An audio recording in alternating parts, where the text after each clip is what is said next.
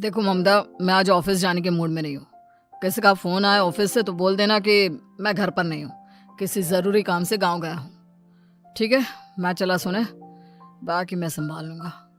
ममता बेचारी, जैसा नाम वैसा ही नेचर। ना कभी झूठ बोला, ना फरेब, ना किसी से चालाकी की, ना किसी की पंचायत। सुन लेती है पति की बात और फिर कुछ देर बाद फोन आता है। हेलो, कौन? मैं सुनील का बॉस बोल रहा हूँ। दफ्तर में इतना काम पड़ा है, अभी तक ऑफिस नहीं आया। वो क्या कर रहा है? फोन दीजिए उसे। जी वो तो सो रहे हैं, कह रहे हैं कि आज गर्मी बहुत है तो घर के मजे लेंगे। बॉस को बीवी की बात पर गुस्सा आ जाता है। तो उसे बोल दीजिएगा कि अब घर में गर्मी के ही मजे ले, कोई जरूरत नहीं है यहाँ आने की। ये बोलकर बॉस फोन रख देता है। ममता सारी बात सुनील को बता देती है। न जाने किस बेवकूफ से पाला पड़ा है, समझ नहीं आता। तुम्हारे कारण मेरी नौकरी चली गई। अरे झूठ बोलने में क्या जा रहा था तुम्हारा? ममता को समझ में नहीं आ रहा था कि उसकी खता क्या थी। अरे जो है वही तो बोला। फिर एक रोज, बहू, अरे आ बहू, कहाँ है तेरा पति? इस महीने घर के खर्चे के पैसे भी नहीं भेजे। क्यों, माँ बाप की फिक्र खत्म हो गई है क्या उसे?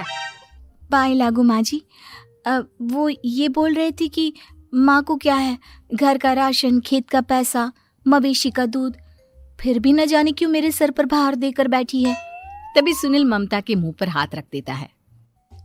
क्यों रे कलमुँह है, हटा बहू के मुंह से हाथ। अरे क्या क्या बोलता है तू? वो तो इसकी झूठ बोलने की आदत नहीं है, इसलिए पता चल रहा है। देख मेरी सास कितनी शरीफ है। हाँ, तेरी माँ तो मोहल्ले की बदमाश है ना, और तेरी सास शरीफ है। बेटा ममता को देखता है और गुस्से से बोलता है। अब खड़ी खड़ी देख क्या रही हो? और भी कुछ कहना है क्या? माँ आई है ना, जाकर छाछ ले आ ठंडी वाली। ममता अंदर चली जाती है।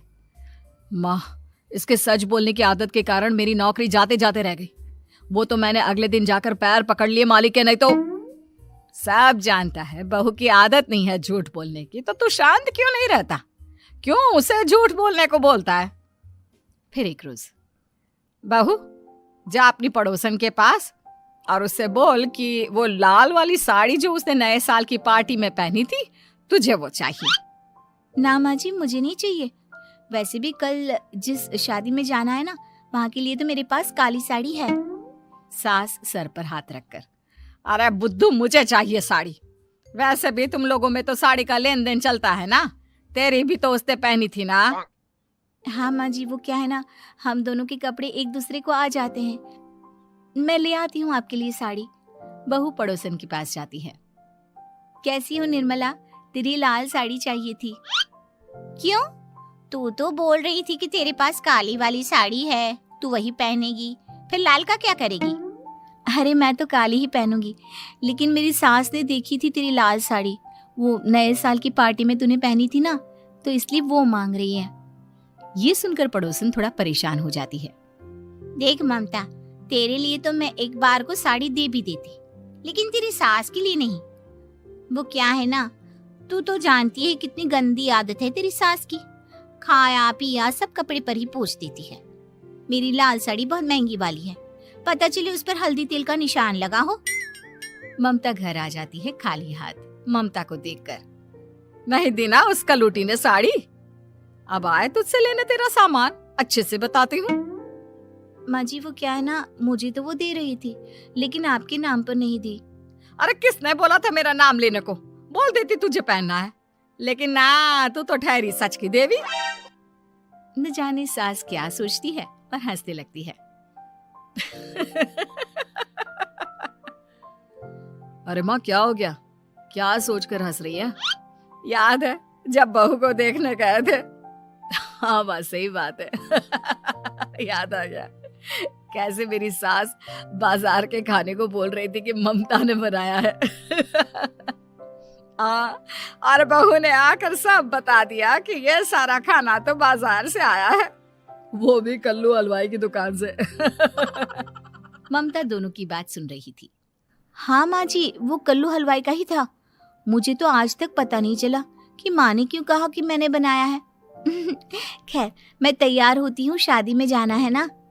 पूरा परिवार शादी में जाता है, जहाँ खाना वाना खाकर सभी बैठे होते हैं कि एक औरत ममता की सास से कहती है, क्या बात है बहन जी, मेरी आपकी बात हुई थी तो आप तो बोल रही थी कि लाल साड़ी पहनने वाली हैं, तो मैंने ये काली पहन ली। पता होता कि आप लाल नहीं पहन रही हैं तो मैं ही अपनी लाल पहनाती। अच्छा जी, तो इसलिए पूछा जा रहा था। अरे इतनी साड़ियां हैं कि क्या बताऊं। मैंने सोचा तो था, पर ये सामने दिख गई तो यही पहन लिया। अच्छा, मेरी तो तैयारी काफी दिन से चल रही थी, फिर भी आज ऐसा लग रहा है कि ठीक से तैयार नहीं हुई मैं। तभी आ जाती है हमारी सच्ची बहू ममता बहू। आंटी जी, वो क्या है ना, पड़ोसन की लाल साड़ी माँ जी को पहननी थी, लेकिन आप तो जानती है माँ जी की आदत, सारा खाया पिया कपड़ों पर ही पोंछ देती है, तो उसने साड़ी देने से ना ऐन वक्त पर मना कर दिया, तो अब इन्होंने ना मेरी साड़ी पहनी है।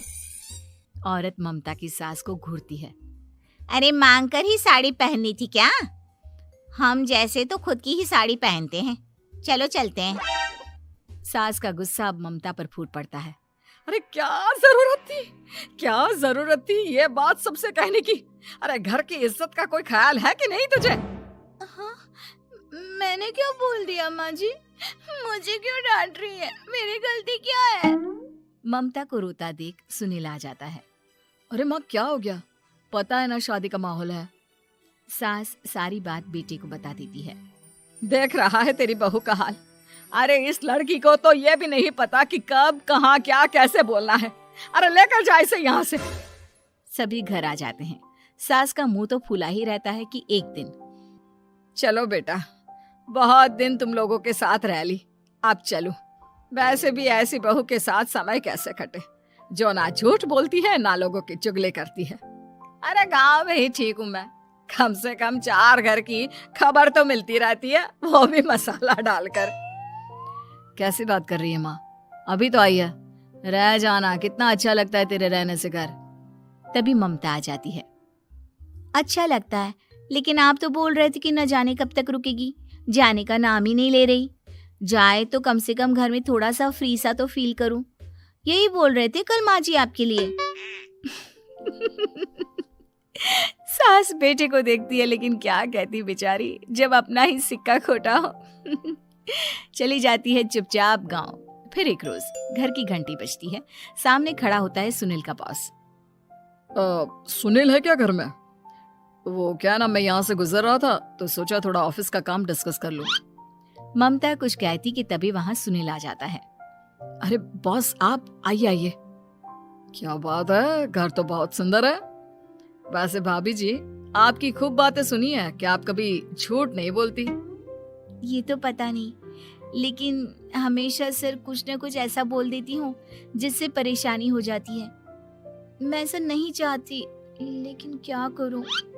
खैर, बॉस कुछ देर रुकता है, काम की बात होती है। ममता के साथ सब चाय पीते हैं और जैसे ही बॉस जाने को मुड़ता है कि क्या जी, कितने नेक इंसान है, फालतू ही आप खड़ूस और निकम्मा बोलते हैं इन बॉस को।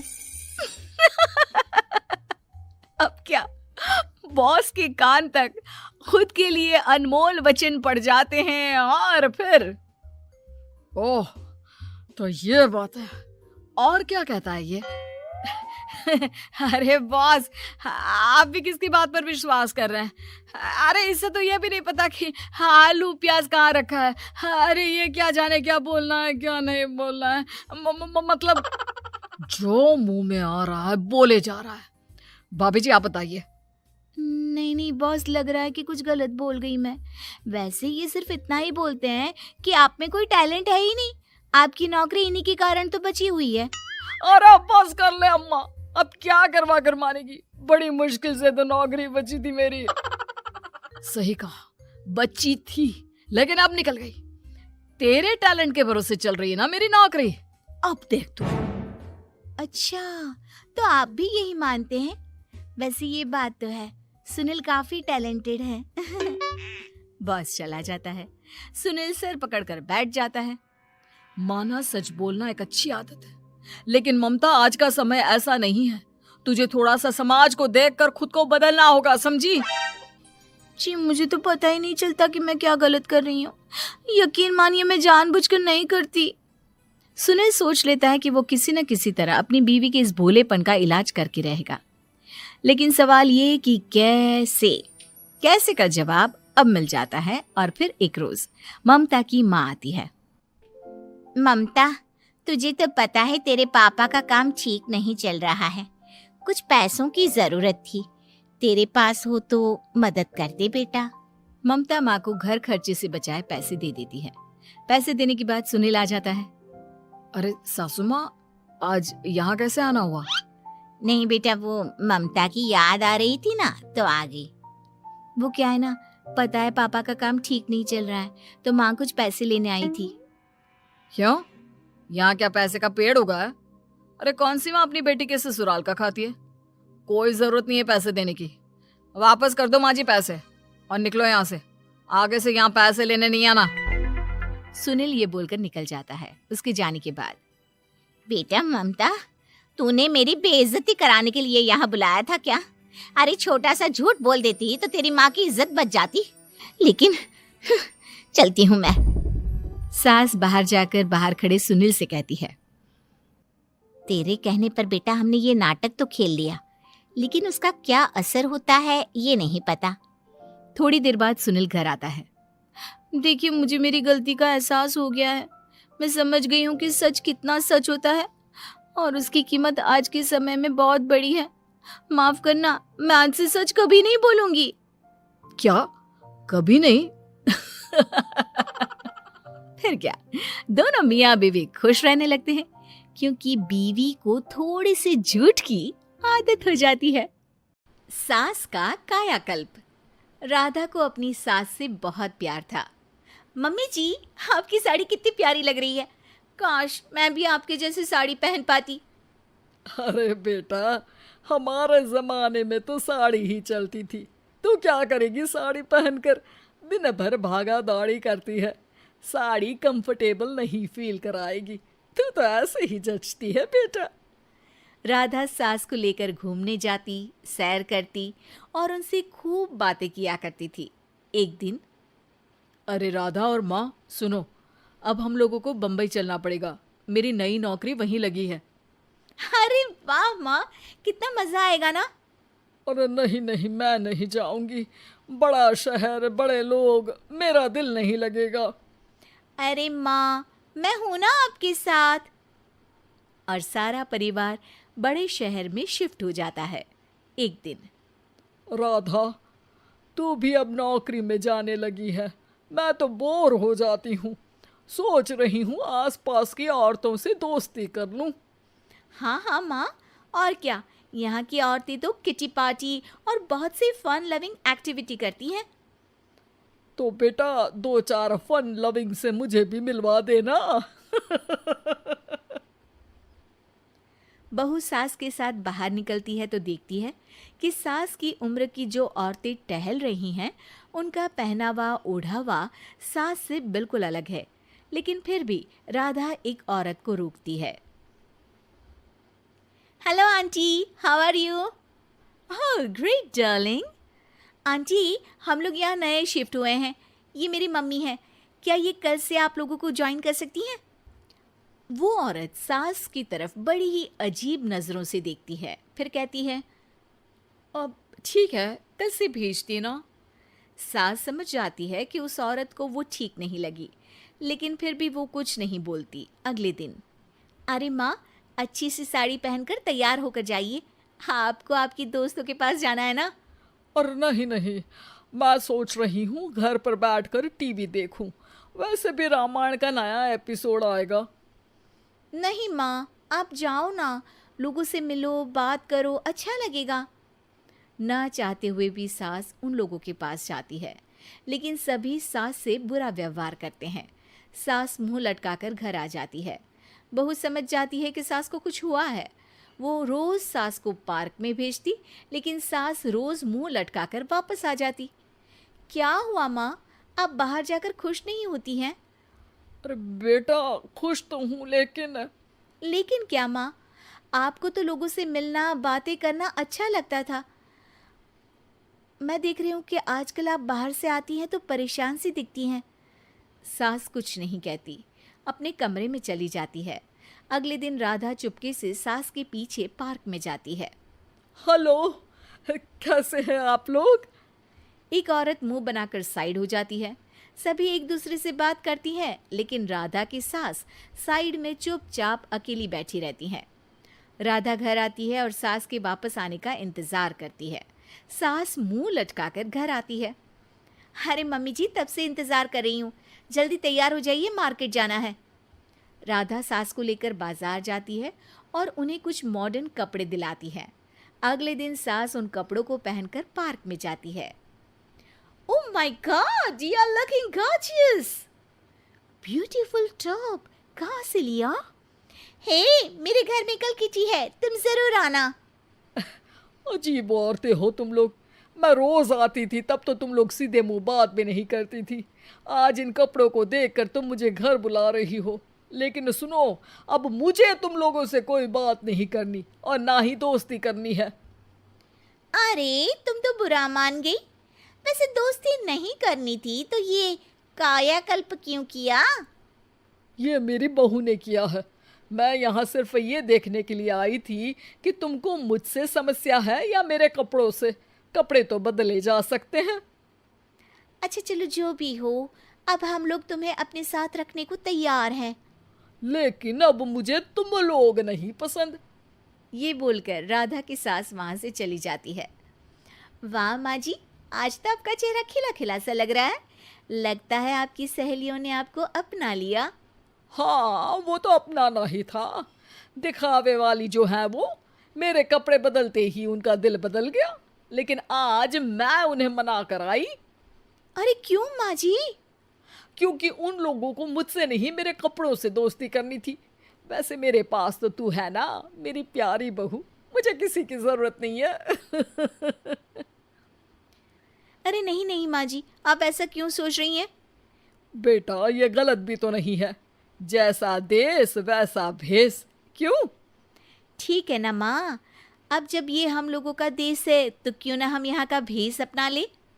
हाँ हाँ, जरूर, मैं तो तैयार हूँ।